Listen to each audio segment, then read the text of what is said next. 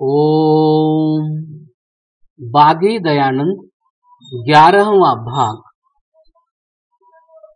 युद्ध में विजयी हों। हे परमेश्वर, हमारे अस्त्र शस्त्र अर्थात तोप, बंदूक, तलवार, धनुष, बाण आदि तथा युद्ध में काम आने वाली संपूर्ण सामग्री शत्रु के आक्रमण को थामने के लिए सदा तैयार बर तैयार रहे और हमारी सेना प्रतिक्षण सन्नद्धबद्ध व सावधान रहे। हे प्रभु, आपके अनुग्रह से हम सदा विजयी हो, अन्यायकारी से हम कभी पराजित न हो, उनके कपटाचरण कभी सफल न हो। विश्व भर में हमारी सेनाओं की वीर गाथाओं का गान हो। आर्याभिविनय दूसरा प्रकाश 22वां मंत्र। जब तक संसार में दुष्टता बनी रहेगी तब तक दुष्टों का संहार और सज्जनों की रक्षा के लिए क्षत्रिय वर्ग अर्थात सेनाओं की आवश्यकता बनी रहेगी। आदर्श राष्ट्र में दुष्टता के दमन के लिए ब्राह्मण का उपदेश काम देगा। वह कहेगा, ऐसा मत करो अन्यथा मैं जान दे दूंगा। परंतु क्षत्रिय या सैनिक कहेगा, अब ऐसा न करना, करोगे तो मैं तुम्हें मार डालूंगा। निर्बल की अहिंसा उसकी कमजोरी की घोषणा समझी जाती है। जीने के लिए शक्ति संचय आवश्यक है। सत्यार्थ प्रकाश के छठे समोल्लास में वास्तव में दयानंद ने राज्य व्यवस्था तथा युद्ध कौशल की शिक्षा दी है और विषय का समापन यजुर्वेद के इन शब्दों के साथ किया है, वयम प्रजापते ही प्रजा अभूम। हम प्रजापति अर्थात परमेश्वर की प्रजा और वह हमारा राजा है। वह कृपा करके अपनी सृष्टि में हमको राज्याधिकारी करे और हमारे हाथ से अपने सत्य न्याय की प्रवृत्ति करावे। विश्व विजय की कामना और अपने शिष्यों को उसकी प्राप्त्यर्थ सर्वशक्ति परमेश्वर से प्रार्थना की प्रेरणा करने वाले दयानंद को कोई राजद्रोही समझ बैठे, यह सहज संभाव्य है। परमेश्वर से सहयोग की मांग। हे परमात्मन, आपके साथ मिलकर आपकी सहायता से ही हम दुष्ट शत्रुओं को जीतें। हमारी सेना की आप रक्षा करें, जिससे हम किसी युद्ध में क्षीण होकर पराजय को प्राप्त न हो। जिनको आपका साथ होता है उनकी सर्वत्र विजय होती है। हमारे लिए चक्रवर्ती राज्य प्राप्त कराएं, अर्थात आपकी कृपा कटाक्ष से हमारा राज्य और संपदा सदा वृद्धि को प्राप्त हो। आर्याभिविनय पहला प्रकाश मंत्र 43। वेद के इन मंत्रों से युद्ध का औचित्य सिद्ध नहीं होता, परंतु जैसा कि हम पहले लिख आए हैं, जब तक मनुष्य का स्वभाव नहीं बदलेगा तब तक किसी न किसी रूप में युद्ध की संभावना बनी रहेगी। यजुर्वेद के अनुसार आदर्श राज्य में ज्ञान अर्थात बुद्धि तथा शक्ति दोनों का होना आवश्यक है। राज्य से वंचित पांडवों ने बातचीत के द्वारा राज्य में अपना भाग लेना चाहा और दुर्योधन से वार्ता के लिए उस समय के वदताम श्रेष्ठतमः बातचीत में सर्वाधिक कुशल श्री कृष्ण को अपना प्रतिनिधि बनाकर भेजा। परंतु दुर्योधन ने सोचग्रम नैव दास्यामि विना युद्धेन केशव कहकर बातचीत को निरर्थक कर दिया। फलतः कुरुक्षेत्र के मैदान में निर्णायक युद्ध हुआ। वहां गीता में बुद्धि तथा शक्ति का प्रतिनिधित्व क्रमशः अर्जुन और अर्जुन ने किया है। गीता का आरंभ तब होता है जब अर्जुन न योत्से कहकर बैठ जाता है और समापन तब होता है जब अर्जुन करिष्ये वचनम तव, जैसा कहोगे वैसा ही करूंगा कहता है। अर्जुन को लड़ने के लिए तैयार करने में श्री कृष्ण को लगभग 1 दर्जन बार इसलिए लड़ कहना पड़ा।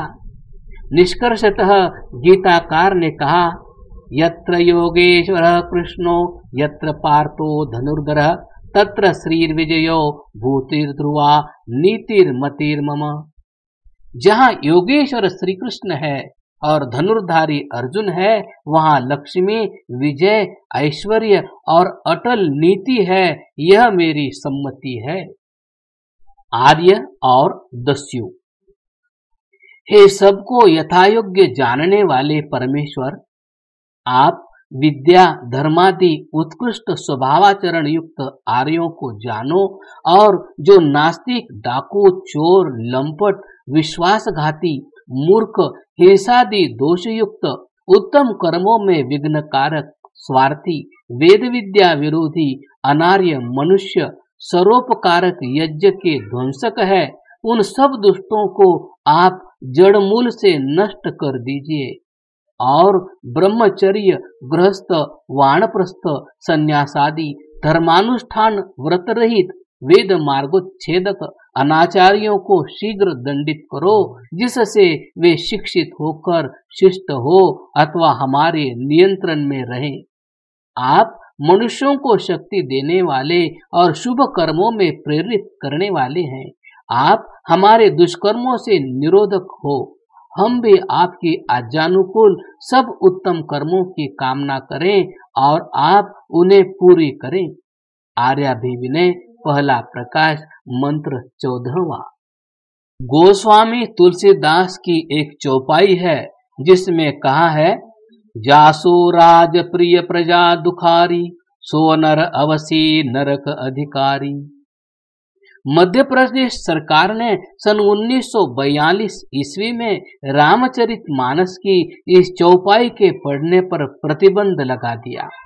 अंग्रेजों का राज्य था और प्रजा दुखी थी।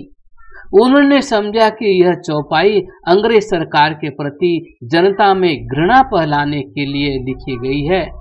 यद्यपि जब तुलसीदास ने ये पंक्तियां लिखी थी तब अंग्रेजों का इस देश में पदार्पण भी न हुआ था, पर चोर की दाढ़ी में तिनका।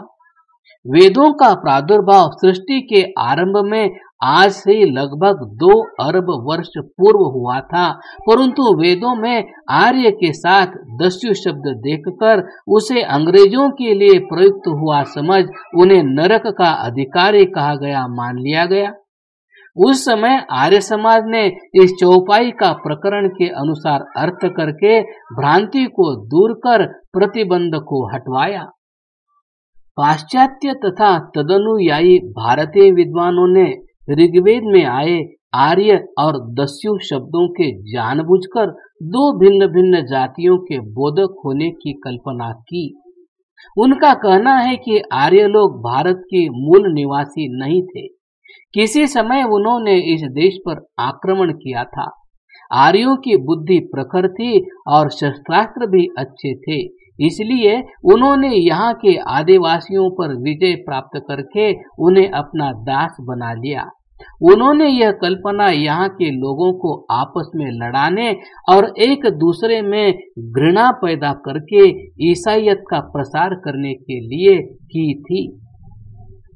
वास्तव में वेद में आए आर्य और दास या दस्यु शब्द जातिवाचक न होकर गुणवाचक है। आर्याभिविनय में दस्यु या दास शब्द को आर्य के विपरीत अर्थ में प्रयुक्त होने से अंग्रेजों ने उसे अपने लिए गाली समझकर आर्यों को राजद्रोही घोषित किया। आर्य समाज उनके विदेशी शासक होने से निसंदेह उनका विरोधी था।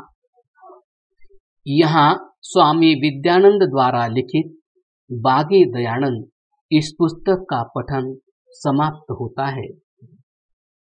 आर्य समाज के नियम उद्देश्य। पहला नियम, सब सत्य विद्या और जो पदार्थ विद्या से जाने जाते हैं उन सब का आदिमूल परमेश्वर है। नियम दूसरा, ईश्वर सच्चिदानंद स्वरूप, निराकार, सर्वशक्तिमान, न्यायकारी, दयालु, अजन्मा, अनंत, निर्विकार, अनादि, अनुपम, सर्वाधार, सर्वेश्वर, सर्वव्यापक, सर्वांतर्यामी, अजर, अमर, अभय, नित्य, पवित्र और सृष्टि करता है। उसी की उपासना करनी योग्य है। नियम तीसरा, वेद सब सत्य विद्याओं का पुस्तक है। वेद का पढ़ना पढ़ाना और सुनना सुनाना सब आर्यों का परम धर्म है। नियम चौथा, सत्य के ग्रहण करने और असत्य के छोड़ने में सर्वदा उद्यत रहना चाहिए। नियम पांचवा, सब काम धर्मानुसार अर्थात सत्य और असत्य को विचार करके करने चाहिए। नियम छठा, संसार का उपकार करना इस समाज का मुख्य उद्देश्य है अर्थात शारीरिक, आत्मिक और सामाजिक उन्नति करना। नियम सातवां, सबसे प्रीति पूर्वक धर्मानुसार यथा योग्य वर्तना चाहिए। नियम आठवां, अविद्या का नाश और विद्या की वृद्धि करनी चाहिए। नियम नौवां, प्रत्येक को अपनी ही उन्नति में संतुष्ट न रहना चाहिए किंतु सबकी उन्नति में अपनी उन्नति समझनी चाहिए। नियम 10वां, सब मनुष्यों को सामाजिक सर्वहितकारी नियम पालने में परतंत्र रहना चाहिए और प्रत्येक हितकारी नियम में सब स्वतंत्र रहें। ओम शांति शांति शांति।